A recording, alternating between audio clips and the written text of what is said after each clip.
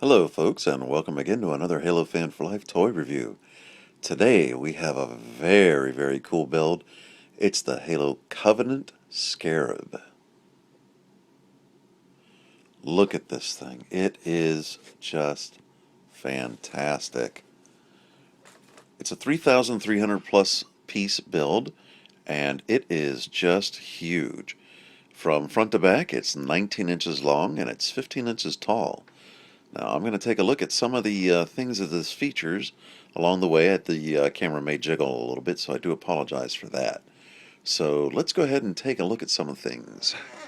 First of all, you've got this very cool front end here, and some of the pieces are a little articulated, though they don't really need to move. Once they're in this position, they really just should stay there. This just kind of moves to show you the inside a little bit here. But it's very well detailed. In fact, the whole thing is extremely well detailed. I like it very much. All right, so let's look at some other things here. You've got the middle walkway, and as you can see here, there we go, it actually goes down and out through the back. And this portion right here can lift up, and as you can see inside, there are some weapons that are hanging up on hooks there, so you can store some of those extra weapons. As well, this front part right here actually does pop off, and I do recommend that you move this out of the way, but since I'm doing this one-handedly, well, we'll see how it goes. Okay, there we go. So that part pops off, and we've got a cockpit here. Now, obviously, we know that the Scarab itself doesn't actually have a cockpit because it's actually driven by hunter worms.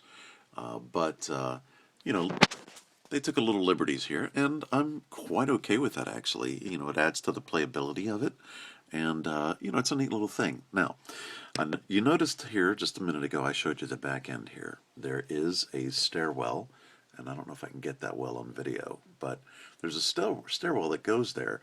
But this stairwell also, if you pop it up from underneath, now here's that stairwell, and I don't think I can get the video in here, so again, apologies. But let's see if I can get it. There we go. If you lift the stairwell up, you can see that it does go straight through to the back. So not really a feature that you might use too much, but it's just cool knowing that it's there. All right, let's get these pieces back in place, and I'll spin the Scarab around a little bit here, and you can see some other things that it has. It's pretty cool. By the way, this little top piece that I just put on there, it's held on just by a few studs, so there's not a whole lot of things that have to pop off there. One thing to watch out for are these little pieces, these little barriers. They tend to pop off a little easily, so be careful. Which reminds me, by the way, coming back down here, watch out for these blue teeth, if you want to call them that, or mandibles. As you're building it, unfortunately for me, it popped off several times, and I had to keep putting it back on. So, that became a little bit of a hassle. But once you're finished with this, I don't imagine you're going to be messing around with the front too much. But anyways, just be careful of that.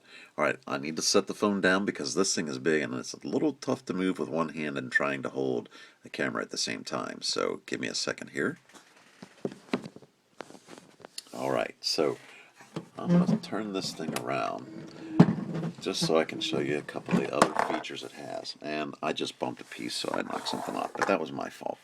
All right, so on the sides, on each side, there is a little hatch that's right here, and this pops down, and you could fit a figure in there.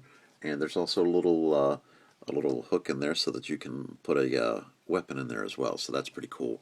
As far as articulation goes, the main parts for the legs, as you can see here, there's three ball joints, and they allow the legs to swivel, forwards and backwards. There is no knee articulation, but, and I was a little disappointed at first on that when I heard about it, but when you feel the weight of this whole model, you'll understand that it was really needed for them to make this as a more solid structure. Inside, this is really thickened up inside with a lot of pieces.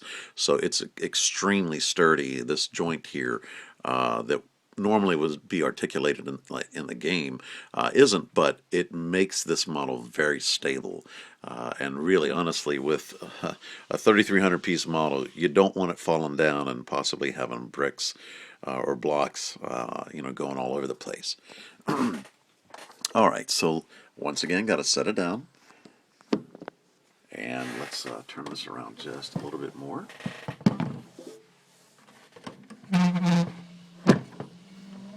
Okay, so now we're going to look at the back here a little bit. And you can see here's a figure already in the back. And you can see there's the back troop hold. Now, let's see if I can do this here. All right, so I'm going to try and pop off that front piece that revealed the cockpit earlier. And then also lift up the walkway so that you can see, there we go, so that you can see it goes all the way through. So there's the jackal again, meaning his station. And I'll lower the walkway, so that kind of closes that off. All right, so that's pretty cool. Again, I don't know how you're going to be able to get a whole lot of figures in there. It's not like this does not pop off. It could, but it's not easy. And I will tell you, along the building process, this whole part here, this whole top part that you can see that runs from here all the way, it was my most difficult step in the whole process because you don't build this whole top part separate and then put it on. You build just like the base layer of it. But even that is fairly thick, and there's a lot of points or a lot of studs that need to fit from the bottom section to this, I guess you want to call it like the mid-base structure. And that was a little difficult to put on and make it fit properly. Just again because there were so many different studs and it's so wide and long for it to fit on there. So have patience with that. You'll get it on there. Just don't get frustrated by it. All right. So moving back to the back again. Again, apologies for the shaky thing here. It's a little hard to do this and hold the camera at the same time. So as you can see, back in here we have the power core, and that's pretty cool. Nice little addition there. Glad they put that in. Now, one thing I wish they would have done was in the game, if you have a Hornet, you can shoot this section off and then get to the power core a lot easier. Unfortunately, this is really securely built into there, so it doesn't allow easy removal. Again, that would have been pretty cool if it would have. And you can remove it. It's just not something that you can do quickly. So, that's okay. All right, and I guess we should say one last feature. And let me mention again, on the legs, of course, that those three ball joints work for the front as well as the back. And they do slide, forward and backwards. All right, so going to the top here, we have the turret. And the turret does spin 360. So, it's really cool. And so there's a lot of articulation with this. One thing I didn't show, and you did see some of the figures along the way. Here is the holographic Prophet of Regret, and in fact, I have the other one that came with one of the other sets here. So here is the painted version, just so you can see them side by side. I think I have this one. I think this stud right here, or this piece, a little hard there to focus in. I think I have it a little taller in. I don't think I have it seated as deep in, and that's why this looks taller. There's really no difference other than just that piece. And of course the fact that one's holographic and one is color. But, very cool.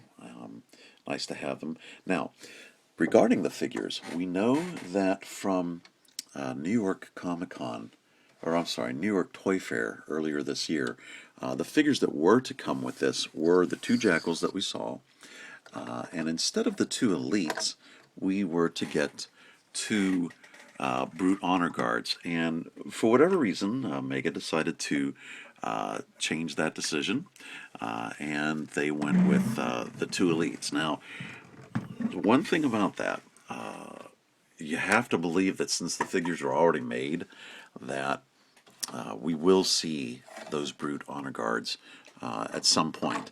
I was a little disappointed. I know a lot of other people were really disappointed at it because we had high hopes to see those. But again, it's very doubtful that since they've already made those Brute figures, that we're not going to see them again at some point or another. So there you have it, folks. Let me zoom out a little bit again, and again, apologize there for the shakiness of it. So again, this is 19 inches long by 15 inches high, and it is just a really, really cool build. All in all, it took me about 5 hours or so to sort all the pieces, and then to build, it took me roughly about 8 hours. So the build for this actually went a lot faster than I expected to. The build time was roughly about the same, if I recall, from the Forward Unto Dawn and possibly the Mammoth set as well, even though this has clearly many more pieces. The part of the reason why that is that the legs you build, the front ones you build them at the same time, so you're just duplicating your steps. It makes it easy, and then the same with the back as well. And in fact, the front and the back are very similar in the builds, so you're already pretty familiar with how they come together. So when you get to the back ones, they seem to go pretty quick. So the only thing that really took some time was the body. The turret part is actually very easy to build. That didn't take long at all. So this clocks in at $250 retail. It's a Toys R Us exclusive. I was able to get mine on a sale, and that dropped it by 25%. So mine came down to 187.50 US dollars. That is, and I have to say, either way, even at 250, this is totally worth it. Normally, I go by the 10 cents per piece rule, which at 3,300 plus pieces, that would have put it at $330 more, or total rather. And this is $80 less than that at base retail, not even with a sale. So that's a really good deal, I think. And again, just looking at the immensity of this piece here, this whole model, it really makes it totally worth it.